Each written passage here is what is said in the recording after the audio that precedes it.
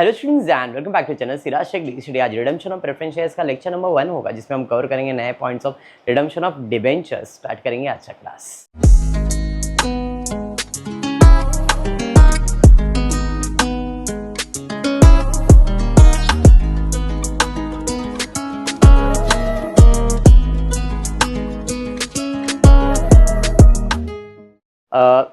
Starting with SY BCom new topic, that is redemption of debentures. I hope redemption word तो समझ में आ गया क्या होता है। क्या होता है redemption का मतलब? रीपे। क्या सिंपल लैंग्वेज में इसने बोल दिया रीपे करना। इसके पहले रिडम्पशन ऑफ प्रेफरेंस शेयर्स हमने पढ़ा था, जिसमें हमने प्रेफरेंस शेयर को पैसा वापस दिया और उनसे वापस अपना शेयर्स खरीद लिया था, और उसका तरीका देखा था कि शेयर फुल्ली पेड होना चाहिए, फिर कोई असेट बेचे तो उसकी एंट्री आएगी, फिर fresh issue, transfer and so on.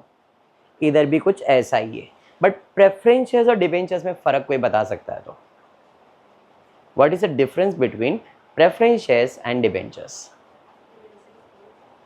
Debenture is नहीं, ये नहीं पढ़ाया रहेगा बेटा, मेरे को मालूम है। डिबेंचर इज बोल। डिबेंचर लोन है और प्रेफरेंस शेयर, अच्छा ये बॉरोड फंड है, वो ओन फंड है।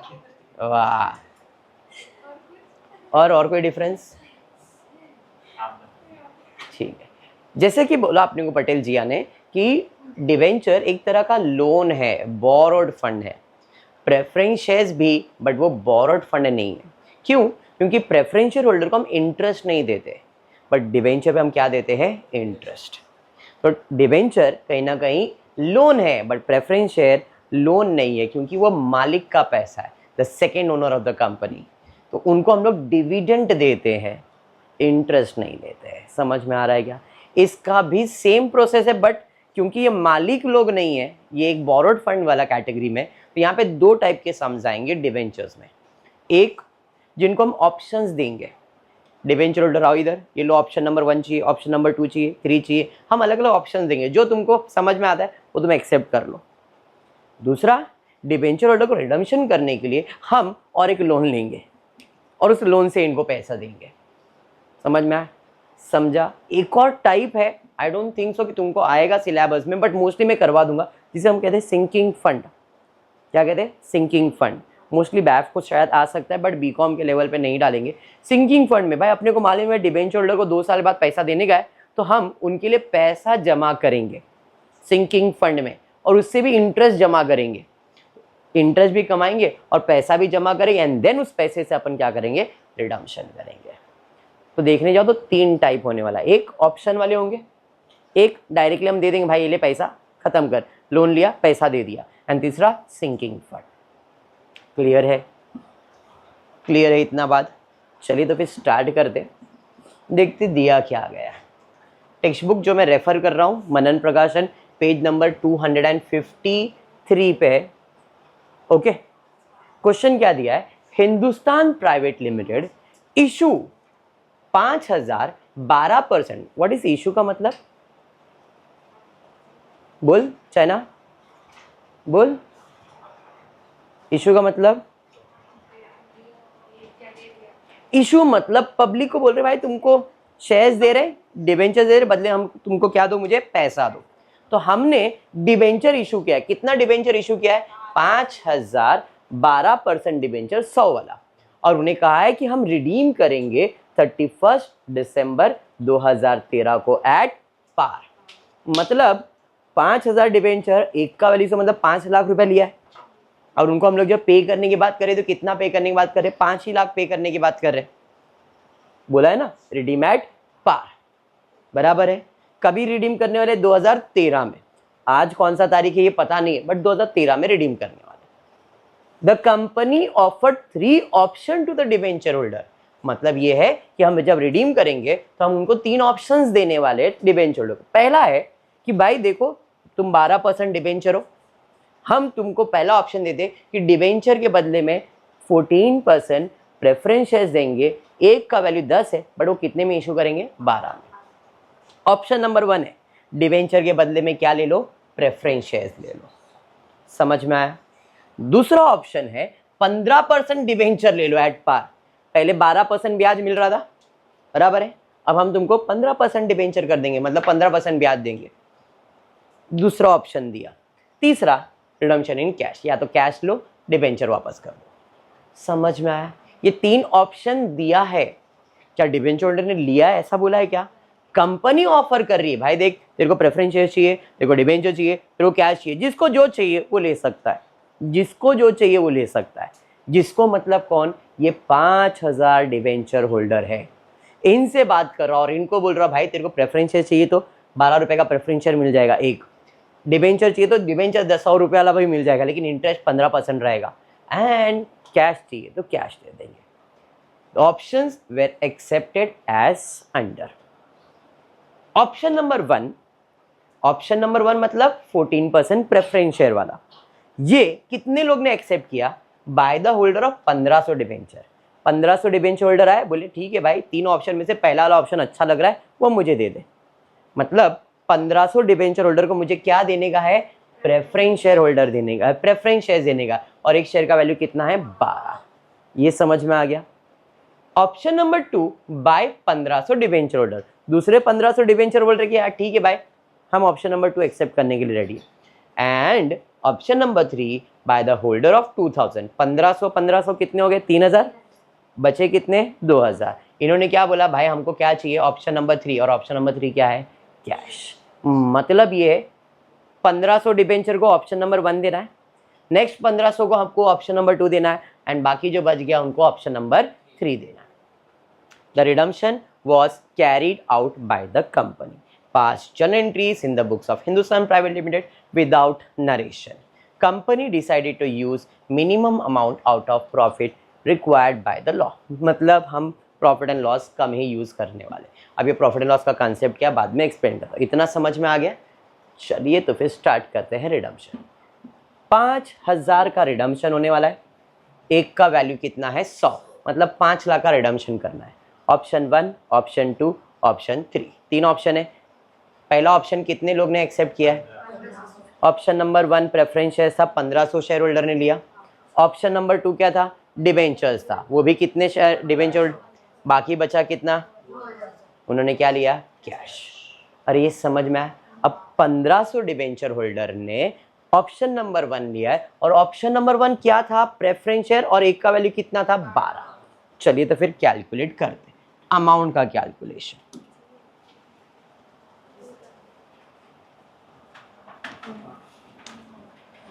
$1500 डिबेंचर्स है, बराबर है, मुझे देना कितना इनको? एट पार, मतलब 100 रुपया देना है। एग्री करते हो? हाँ, तो 1500 इंटू 100 करो, कितना हो गया? 1.5 लाख। मतलब 1.5 लाख ने मेरे पास से ऑप्शन नंबर 1 लिया, कौन सा? 12 रुपए वाला। तो अगर 12 रुपए का शेयर है तो डिवाइड बाय 12 कर दो, 1,50,000 डिवाइड बाय 12 करो, 12,500 क्या किया? प्रेफरेंस शेयर्स दिया।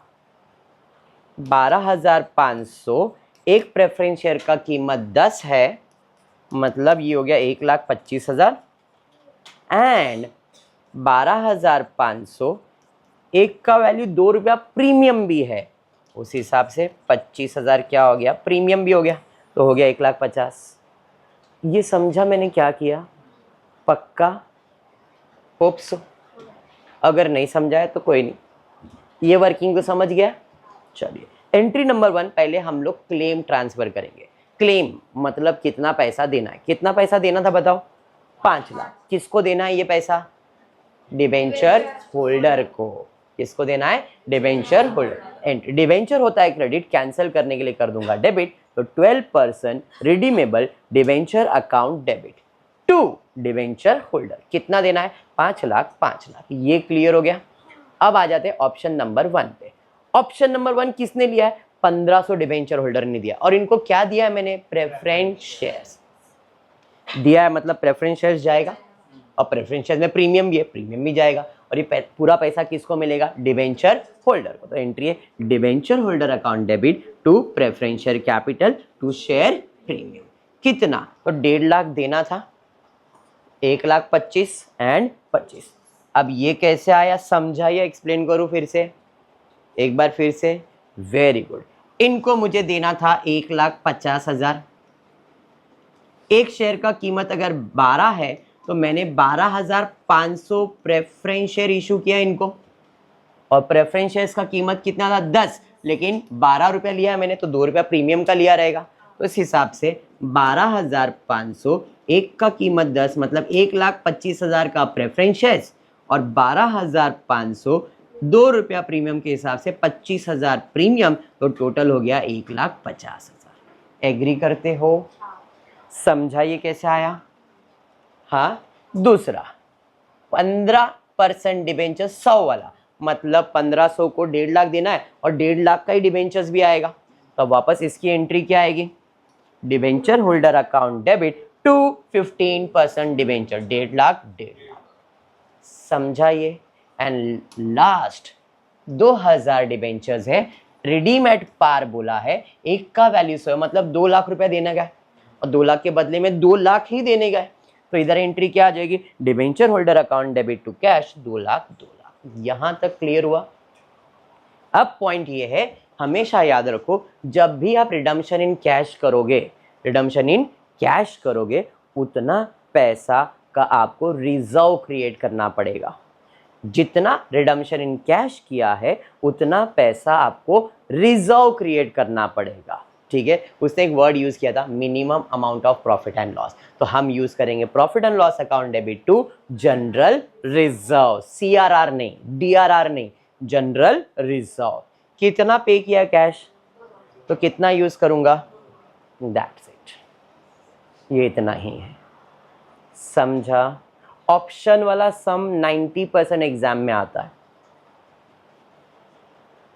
डिबेंचर होल्डर में ऑप्शन वाले सम्स ज़्यादा ही आते हैं, चाहे यूनिवर्सिटी एग्जाम लो या कॉलेज का एग्जाम लो, मोस्टली टीचर ये डाल देते हैं रिडम्पशन के अंदर, क्योंकि ये बहुत सिंपल होता है और इतनी एंट्रीज रहते हैं। पॉइंट क्लियर है? पक्का? बढ़ेंगे और एक सम की तरफ, सेम सिमिलर सम लेते हैं।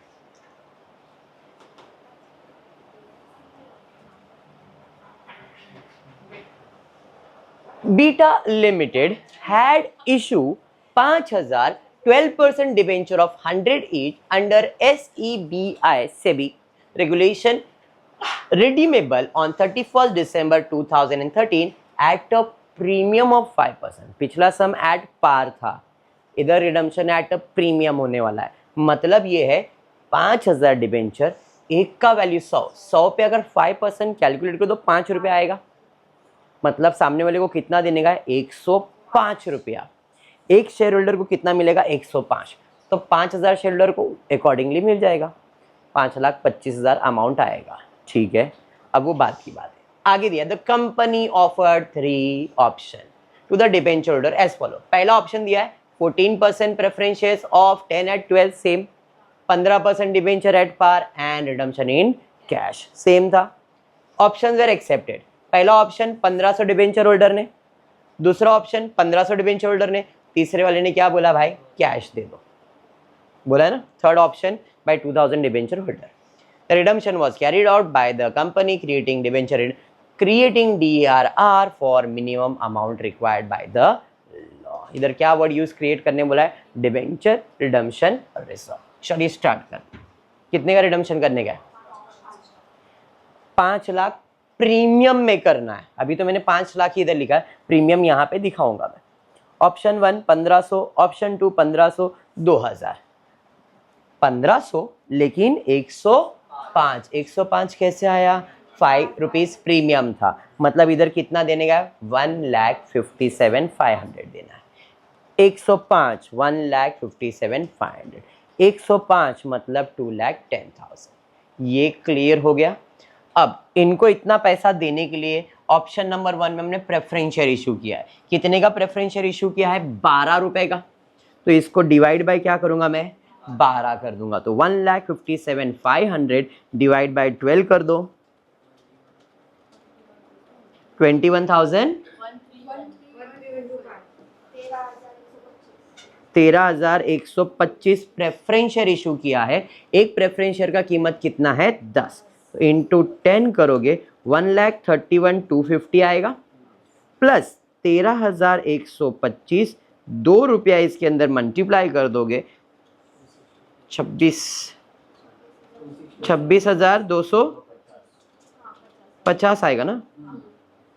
अरे समझा, ऐड कर लो 1,57,500 आ जाएगा। अरे समझा, इनको तो ऐड पार ही बोला है और इनको जैसा है वैसे ही। ये पॉइंट क्लियर हो गया। हाँ, अब एंट्री नंबर 1 पहला ट्रांसफर ऑफ क्लेम करेंगे। अब क्लेम किस चीज का क्लेम है? डिबेंचर का है। तो डिबेंचर को कर दूंगा मैं डेबिट, कैलकुलेशन किया है यहाँ पे, ठीक है। डिबेंचर को कर दिया डेबिट, प्रीमियम भी है तो प्रीमियम भी हो जाएगा debit to debenture holder. 5,25,000, 5,25,000 agree किया ये पॉइंट, इसमें कुछ डाउट है? एंट्री नंबर 1 क्लियर है। डिबेंचर का क्लेम ट्रांसफर करना है। डिबेंचर होता है क्रेडिट ट्रांसफर करने के लिए debit, debenture account debit, premium है premium account debit to debenture holder. ये समझा। ऑप्शन नंबर 1 कितना पे करना है? 1,57,500। एक शेयर का कीमत 12 है, मतलब 13,125 शेयर इशू करना है। मतलब शेयर जाएगा किसके पास? डिबेंचर होल्डर के पास। तो debenture holder account debit to preference share to share premium. कितना देने का? 1,57,500, जिसमें कैपिटल वैल्यू कितना है? 1,31,250, 1,31,250 एंड बाकी 26,250 का प्रीमियम है। पॉइंट क्लियर हो गया। ऑप्शन नंबर 2 क्या इशू करना है? डिबेंचर ही इशू करना है, 100 वाला ही। अब एंट्री है debenture holder account debit to 15% debenture 1,57,500, 1,57,500। समझा ये। एंड ऑप्शन नंबर 3 में क्या देना है? कैश। किसको? डिबेंचर होल्डर को। तो debenture holder account debit to cash 2,10,000, 2,10,000। जितना कैश पे किया उसका अपने को रिजर्व क्रिएट करना है। Profit and loss to general reserve 2,10,000, 2,10,000। Sir वो DRR बोला था उसका क्या करना है? अब DRR यूज हम यहाँ पे दिखा नहीं रहे। नॉर्मली हम उसको दिखाते नहीं क्योंकि हमने प्रॉपर रिडम्पशन नहीं किया है, हमने सिर्फ ऑप्शन रिडम्पशन किया है। तो यहाँ पे DRR दिखाने की जरूरत नहीं है। बाय डिफॉल्ट 25% DRR रिजर्व करना पड़ता है। आगे के सम से मैं आपको एक्सप्लेन करूंगा, बट अभी के लिए ये इंपॉर्टेंट नहीं है। समझा ये point? Concept of debenture redemption समझ में आ गया पक्का? चलिए तो फिर आज का क्लास इतना ही रहेगा। होपफुली वीडियो पसंद आया तो प्लीज़ वीडियो को लाइक कर देना, फ्रेंड ग्रुप में शेयर करना और चैनल को सब्सक्राइब करना। Thank you for watching the video.